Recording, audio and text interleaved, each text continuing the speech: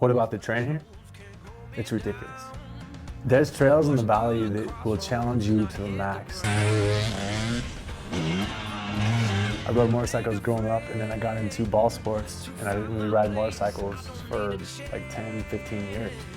I hit up my buddy that worked at Grand Junction KTM. I bought a 2014 XCW 300, and it was fantastic. That's where I got introduced to KTM, and since then, I think I'm 5 in, at least. From the day I walked in, there was somebody behind the counter. They were right there with me the entire time. I've always been a competitive spirit. I did basketball, I did football, through college.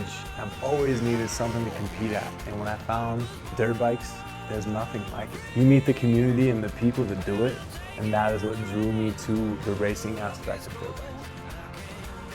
I am Grand Junction KTM.